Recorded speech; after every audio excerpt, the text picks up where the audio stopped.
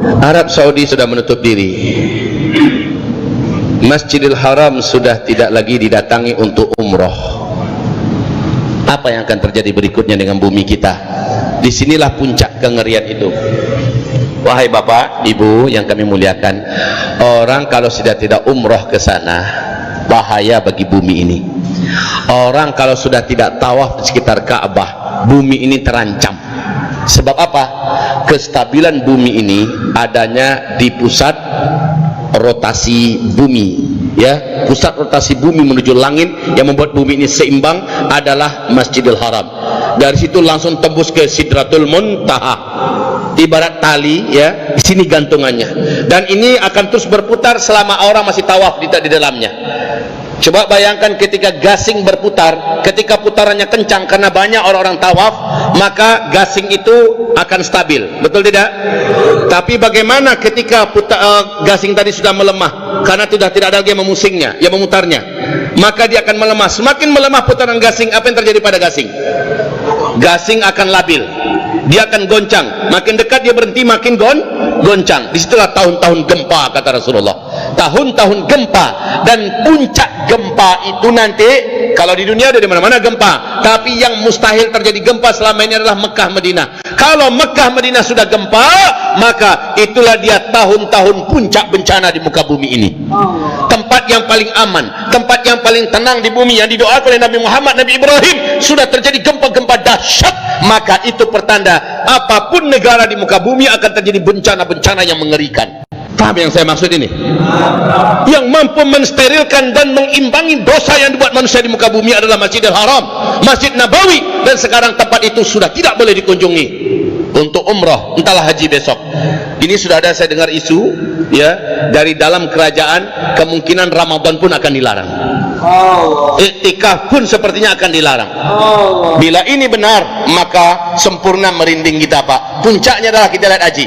Kalau musim haji besok ternyata ini belum selesai, masih terus berlangsung, maka hasbunallah, ni'mal wakil, ni'mal maula, wa ni'man nasir.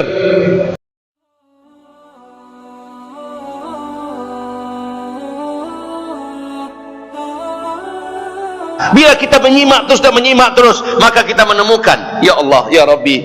Nah, sekarang apa yang on the way, yang dalam perjalanan? Ini terjadinya di fase keempat. Yang dalam perjalanan sekarang, yang sedang dalam keadaan akan terus terjadi dan makin membesar, adalah apa yang dibuat oleh Nabi Sallallahu Alaihi Wasallam, tangan mencincang, bahu memikul. Karena sebab terjadilah akibat. Ini adalah sunnatullah. Akibat benteng perlindungan bumi ini adalah Islam dan syariat Islam. Dan satu terakhir, benteng terakhir jalannya syariat Islam adalah Arab Saudi yang memimpin Mekah dan Madinah. Sudah amblas, sudah jebol. Maka wahai kaum muslimin, berbagai bencana alam sudah dimulai. Satu, bencana alam yang terbesar, menyebarnya terlebih dahulu zuhurul amradil mu'diyatil musta'siyati fi akhir zaman. Bermunculannya berbagai macam penyakit-penyakit menular yang sangat keras dan membandel, menular dengan sangat cepat dan mematikan. Ala mustawa alami, dalam standar global, ya, bukan untuk satu negara saja, tapi mendunia. Inilah dia zamannya. Di zaman kita ini, wahai hamba-hamba Allah, siapa yang menyangka sudah lebih 110 negara yang terinfeksi, sehingga sekarang bukan lagi epidemi, tapi WHO resmi menyebutkan pandemi, ya, yaitu menyebar dengan sangat cepat, penyakit dan wabah menular yang mematikan ke seluruh dunia. Ini sudah pandemi, bukan lagi epidemi. Ibarat Allah yang kami muliakan, ini zamannya. Dan sebelumnya saya sampaikan pada umat hadis Nabi dari Ibnu Hibban, Imam Ahmad, Ad-Dailami, dari Al-Hakim. Rasulullah SAW berkata, di akhir zaman akan datang tahun di mana umatku terhalang nanti melaksanakan ibadah haji dan ibadah umrah. Saya pikir itu karena perang di internal kerajaan Arab Saudi. Saya sampaikan dulu begitu. Ternyata kita menyaksikan strategisnya rencana Allah jauh lebih sempurna dari apa yang bisa kita bayangkan. Hanya dengan isu COVID-19 Arab Saudi akhirnya menutup seluruh pintu-pintu masuk, dan bukan hanya pintu masuk yang ditutup, yang sudah di luar, yang sudah di dalam disuruh keluar cepat. Bokimin yang ada di dalam pengen keluar, bila keluar dah nggak boleh masuk. Yang di dalam tidak diizinkan untuk melaksanakan ibadah umroh. Larangan ini masih terus berlangsung, dan sementara COVID-19 semakin ganas, belum ditemukan vaksinnya, belum ditemukan obatnya. Menurut WHO, obat COVID-19 vaksinnya paling cepat bisa ditemukan 18 bulan sejak dia muncul. Munculnya adalah 23 Desember, nanti 18 bulan baru muncul. Sekarang saja ini sudah merenggut nyawa ribuan jumlahnya kaum muslimin yang kami muliakan. Wahai ibadah Allah yang kami muliakan, Arab Saudi sudah menutup diri.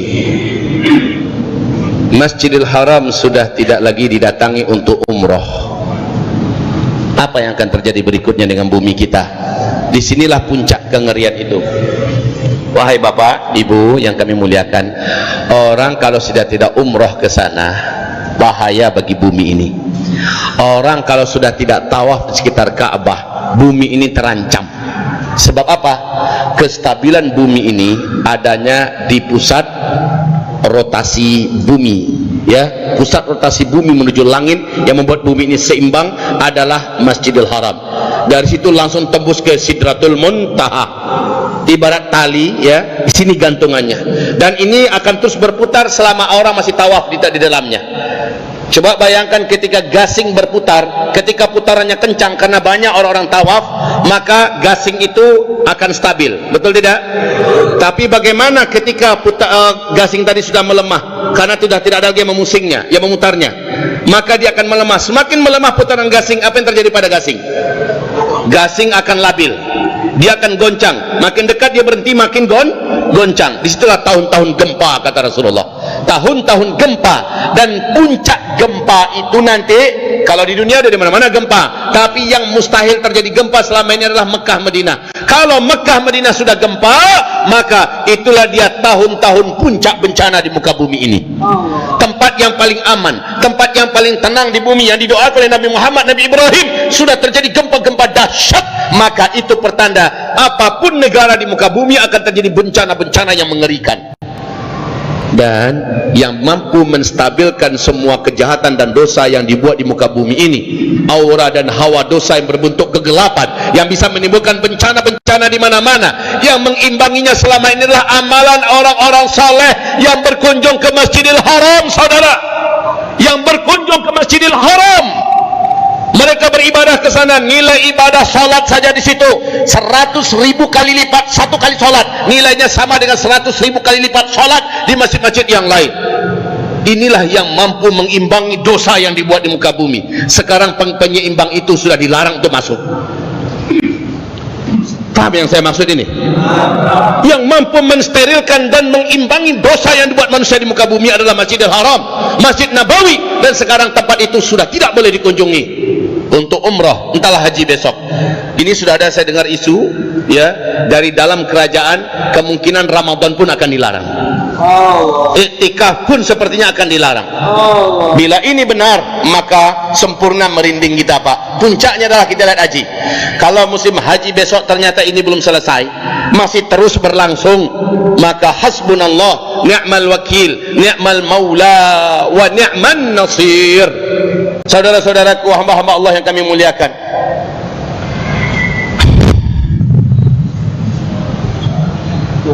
kita rasanya tidak pula ingin menyalahkan Cina 100%, ya, karena ini muncul dari mereka. Kita tidak ingin salahkan pada mereka, karena seperti yang dikatakan, zaharal fasadu fil barri wal bahr bima kasabat aydin nas liyudhiqahum ba'dalladhi 'amilu la'allahum yarji'un.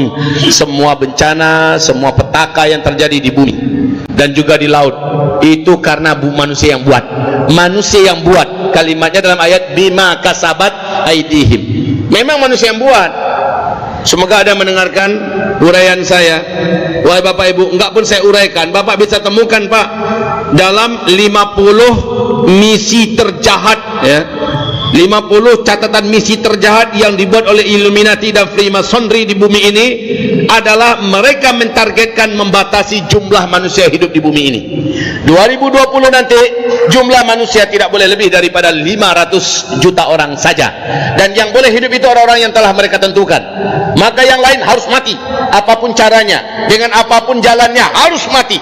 Mereka ciptakan senjata-senjata, mereka hasung orang supaya perang, kemudian mereka ciptakan senjata biologi semacam virus-virus segala macamnya. Mereka yang menciptakan kaum muslimin. Wahai hamba-hamba Allah yang kami muliakan, kita tidak ingin menyalahkan sepenuhnya pada Cina.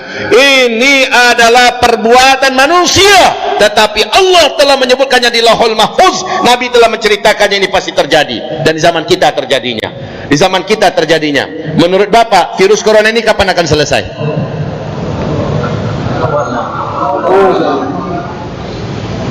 Kita nggak tahu. Indonesia katanya sebelumnya paling kebal dengan COVID-19 ini. Orang Indonesia kebal-kebal, orang Indonesia ini sehat-sehat, kuat-kuat, orang Indonesia ini siap dengan virus corona dan sebagainya. Sekarang terjadi lonjakan yang sangat tajam di Indonesia, ya. Dan sekarang beberapa fatwa yang aneh-aneh pun bermunculan. Di Singapura hari ini sudah ada fatwa tak boleh Jumatan, diganti dengan zuhur saja di rumah masing-masing. Ini ngeri, Pak. Kemudian gubernur DKI kita melihat kepada perkembangan yang sangat hampir-hampir tidak bisa dikendalikan dan harus dikendalikan sebelum parah, maka sudah mulai dihimbau. Imbauannya sangat masuk akal, dan imbauan ini bagi saya juga layak kita pertimbangkan. Imbauannya apapun yang sifatnya keramaian-keramaian yang tidak begitu penting, maka jangan diadakan. Pemda akan larang, ya. Pemerintah kota provinsi DKI akan melarang kegiatan yang kira-kira, apalagi yang hari Minggu itu ada acara Car Free Day. Car Free Day pun sudah tidak dibolehkan. Pokoknya acara-acara keramaian. Nah, kaum muslimin yang kami muliakan, ini mungkin beberapa, kalau boleh saya katakan, ini bisa jadi aksi-aksi terakhir ini ceramah tabligh akbar. Bisa-bisa ini akan dilarang, Pak. Bisa-bisa ini dilarang. Di Arab Saudi, di Mekah Masjidil Haram itu pun sudah dibatasi, Jumatan boleh sebentar saja lagi, hanya 15 menit, tidak boleh lebih daripada 15 menit. Orang pun sholat dibatasi sebentar saja, kemudian harus bubar. Ya Allah, ya Rabbi, ini semakin membahayakan kaum muslimin. Wah, ibarat Allah, itu baru dengan satu kasus virus corona, sementara berlapis kasus yang sudah Allah siapkan di akhir zaman. Satu saja suruh membuat orang puyeng dan pening. Dan sebentar lagi apa yang akan terjadi kaum muslimin? Bumi ini akan labil, bencana-bencana besar akan terjadi, dan itu boleh saya katakan insya Allah dengan kepastian yang mantap, insya Allah akan terjadi dalam waktu dekat. Apa yang terjadi? Satu, kehancuran ekonomi seluruh dunia. Ini akan terjadi, Pak. Tidak ada negara yang tidak lumpuh ekonominya sekarang. Semua ekonomi orang sedang terjun bebas. Seluruh negara. Cina boleh saya katakan sudah berakhir, sudah tamat. Kita lihat 1 minggu ini terakhir. Kalau ada solusi, maka mudah-mudahan Cina masih bisa selamatkan. Tapi kalau sudah tidak ada lagi solusi, vaksinnya tidak ditemukan, maka negara yang begitu kokoh ekonominya di mana-mana, sekarang ini sudah betul-betul dalam keadaan goyang segoncang-goncangnya. Amerika, negara adidaya yang begitu kekar dan kokoh, hari ini pun sudah mulai kelimpungan dengan COVID-19. Tentara Allah yang tak nampak ini. Jepang yang begitu jumawa dengan teknologinya juga sudah mulai muntah berat. Kita sebutlah Italia. Jangan tanya tentang apa yang terjadi di Italia sekarang. Total sudah satu negara lockdown. Satu negara. Iran, negerinya para mullah, ini juga luar biasa. Entah mana yang mengerikan sekarang, entah Cina entah Iran. Korea Selatan, Spanyol, Prancis, Jerman, Belanda susul menyusul dengan cepat, dan terjadi percepatan yang sampai sekarang belum bisa diperkirakan kapan ini akan selesai. Dan ini perkiraan akan bisa merenggut nyawa lebih 65 juta orang.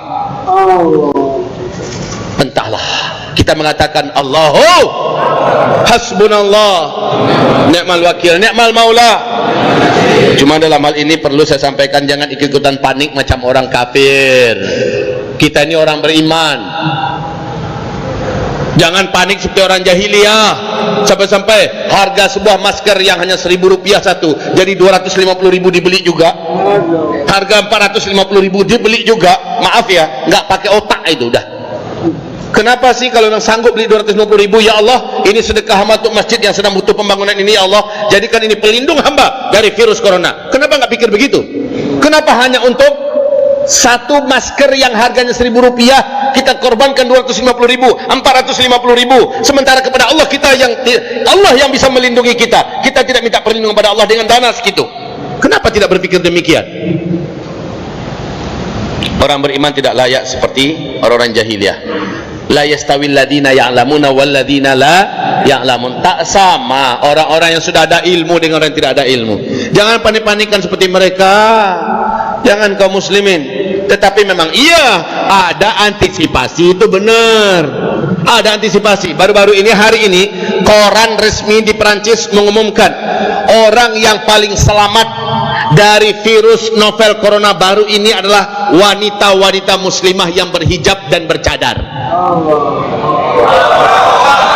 Benar, ini koran resmi Perancis umumkan. Kenapa? Mereka tidak pakai salam-salaman, mereka tidak pakai cipika-cipiki, mereka tidak pakai rangkul-rangkulan, dan mereka sudah menutup muka mereka, yang nampak cuma mata. Sekarang dibawa oleh Cina dan orang seluruh dunia hampir begitu, berbungkus semua, dan mereka juga berbungkus tangan.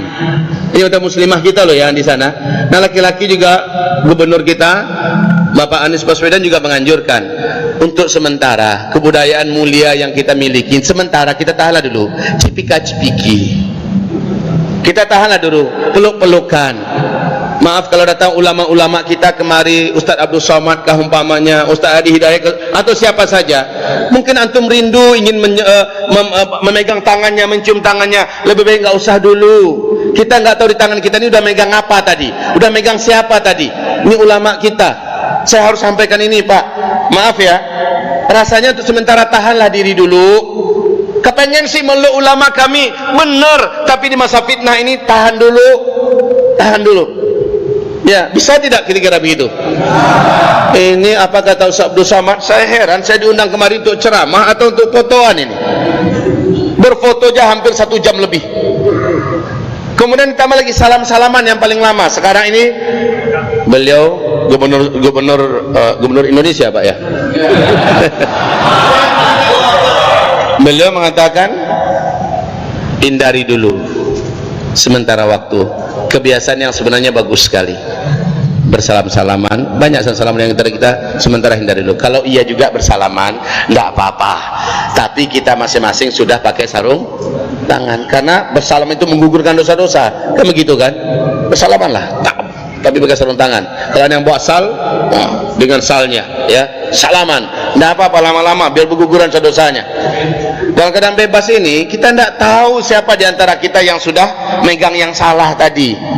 Tapi baiklah kaum muslimin, topik kajian saya arahkan kembali kepada jalur kita. Kalau larut kita dengan COVID-19 nanti, saya lanjutkan apa berikut yang terjadi. Jadi tolong sebutkan tadi apa yang akan terjadi dalam waktu dekat, insya Allah. Coba sebutkan tadi apa yang akan terjadi dalam waktu dekat. Kehancuran ekonomi dunia. Ibarat Allah yang kami muliakan, harga emas sekarang ini sudah ada di tingkat dan di peringkat yang belum pernah ada sebelumnya. Harga emas sekarang ini kaum muslimin kami muliakan, silakan dilihat berapa harga satu emas sekarang. Hah? Harga emas antam, harga emas antam, harga emas murni, emas biasa 24 karat. Wahai kaum muslimin, 5 hari yang lalu saja harganya sudah Rp1.925.000. Naik terus kaum muslimin. Antam sekarang ada di puncak harga emas. Ingat tidak, 3-4 tahun yang lalu saya sudah peringatkan kaum muslimin seluruh Indonesia, bapak-bapak kalau ada duit, ibu-ibu kalau ada simpanan, tolong beli emas dari sekarang. Siapa yang dengar kajian saya dari dulu, sekarang baru ketemu kan?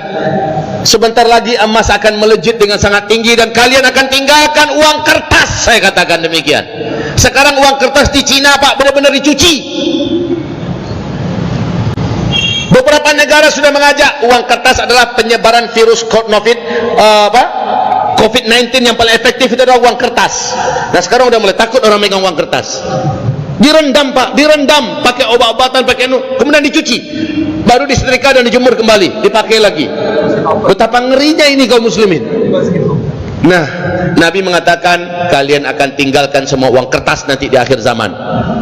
Dia akan berserakan di pinggir jalan seperti daun-daun menguning yang berguguran, tidak ada nilainya, dipermainkan oleh anak kecil kalian. Saat itu nanti kalian kembali menggunakan emas dan perak.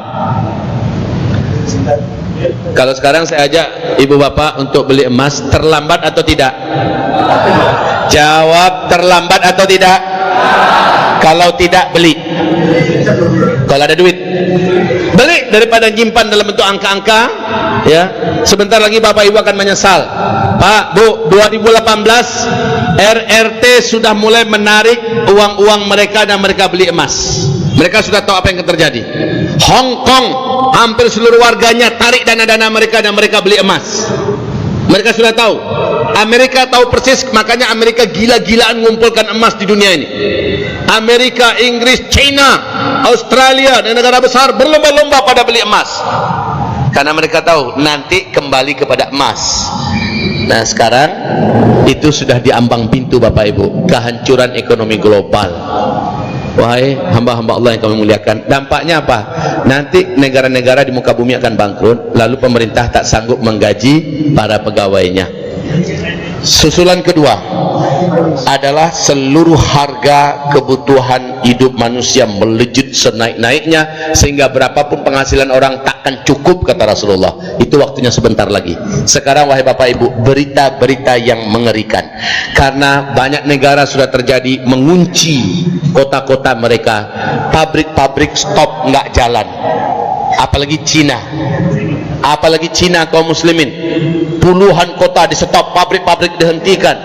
Seandainya lebih dari 1 bulan saja sudah dapat dibayangkan kebangkrutan dan kerugian mereka. Sekarang ini wahai kaum muslimin yang kami muliakan, makanan yang ada di Cina habis. Kenapa habis?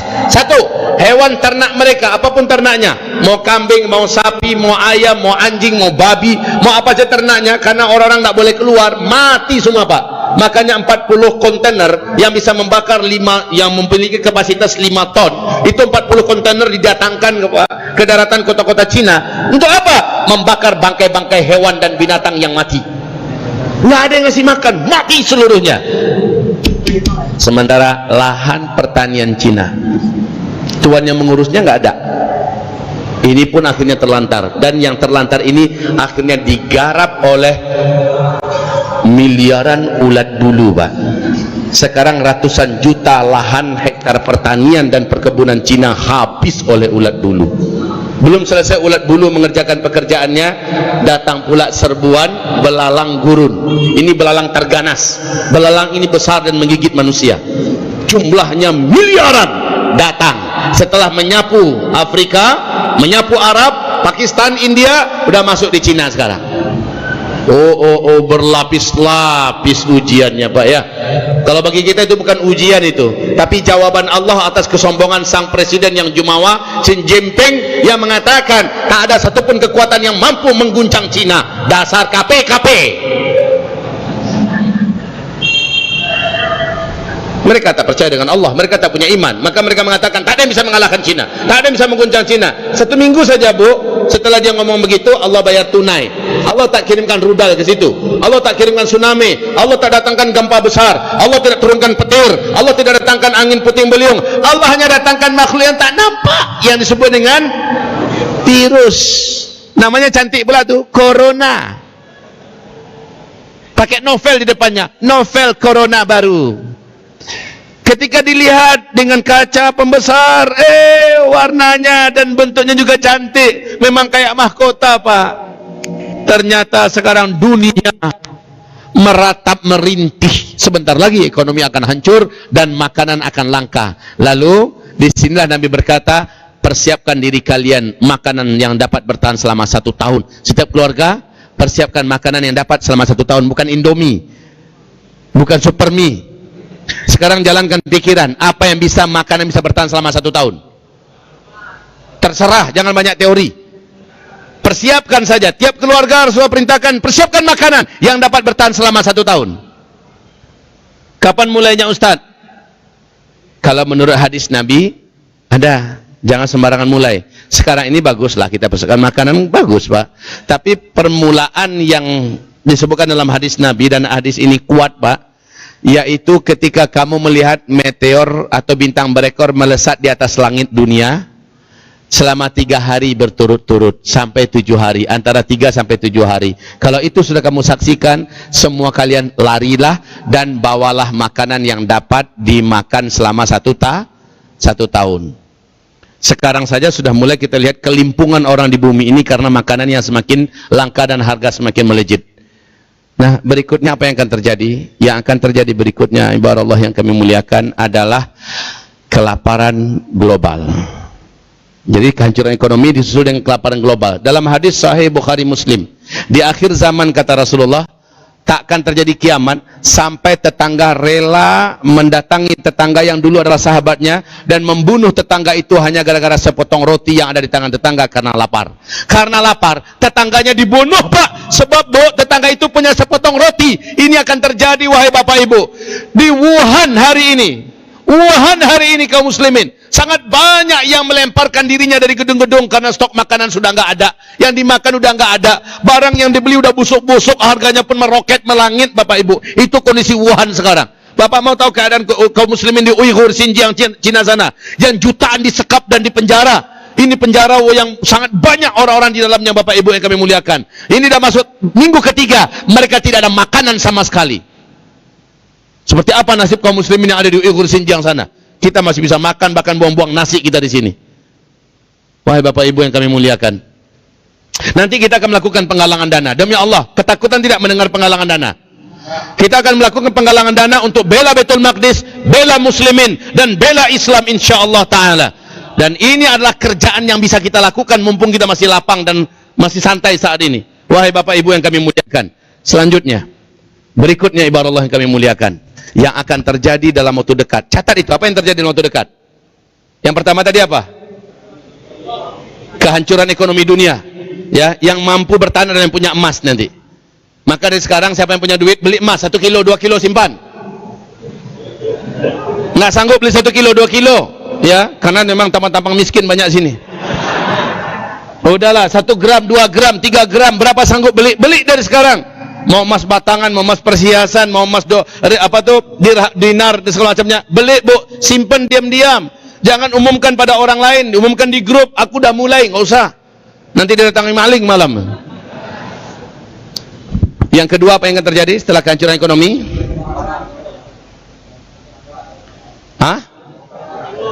Terjadinya kelangkaan pakan di mana-mana, kelaparan di mana-mana. Ini susulan, Pak. Kemudian yang ketiga, dan ini juga akan terjadi mungkin di tahun ini lebih dahsyat daripada 2019. Semoga tidak terjadi, itu doa kita sih. Di akhir penutup nanti kita doa. Tapi ini akan terjadi, kata Rasulullah, kemarau ekstrim 3 tahun berturut-turut. 2016 saya sudah menyampaikan. Menurut para pakar dan ahli bumi kita, 2019, 2020, 2021, 2022 akan terjadi kemarau ekstrim berturut-turut selama 3 tahun. Dan berarti 2020 akan lebih berat lagi daripada 2019. 2019 kemarin jangan tanya kemarau yang ada. Ada yang 10 bulan, ada yang 11 bulan nggak turun hujan, ada yang 1 tahun kering di mana-mana, betul tidak? Panas di mana-mana. Dan tahun ini kita akan menyebabkan panas yang lebih dahsyat daripada 2019. Ini akan menyebabkan kehancuran global juga, Pak. Makanan di mana-mana akan mati.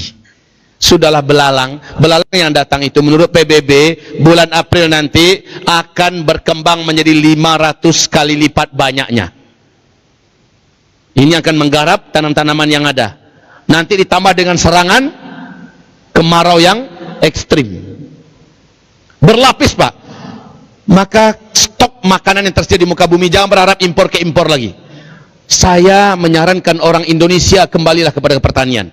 Hidupkanlah kembali perkebunannya, ya, perjuangkanlah dengan ketaatan, bungkus dengan amal soleh, anti maksiat, sehingga Allah jaga Indonesia dari petaka-petaka besar yang akan terjadi. Ini keempat, ya. Yang keempat yang akan terjadi adalah kelaparan global, kemudian kemarau ekstrim. Ini akan menyusul.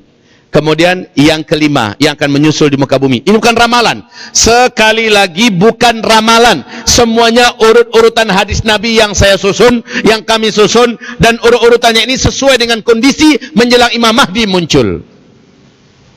Kaum muslimin yang kami muliakan, apa yang akan terjadi berikutnya? Yang akan terjadi berikutnya adalah perang di mana-mana.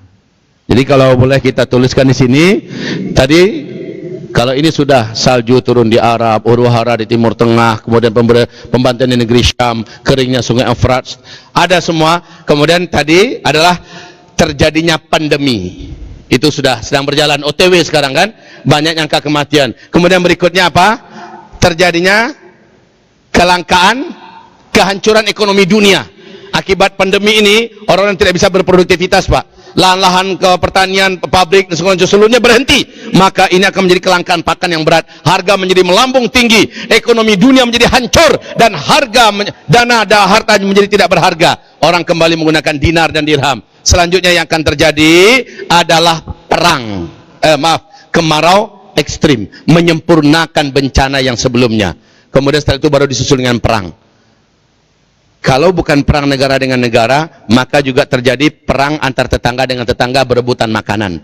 Lihat di Palu, ketika baru saja tsunami, gempa terjadi tsunami, 3 hari baru orang sudah mulai kelabakan demi hidup, mereka sudah mulai mengambil kesana kemari. Betul tidak?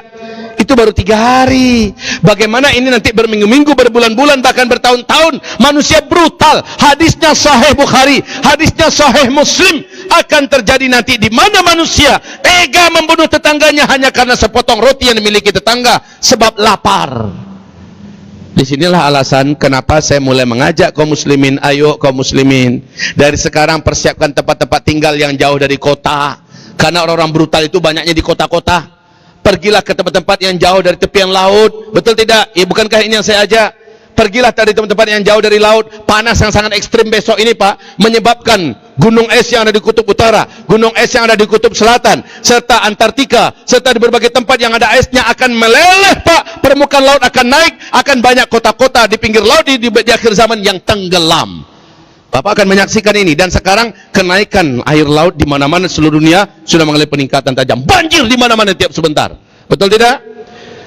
Hamba-hamba Allah yang kami muliakan, kayaknya capek.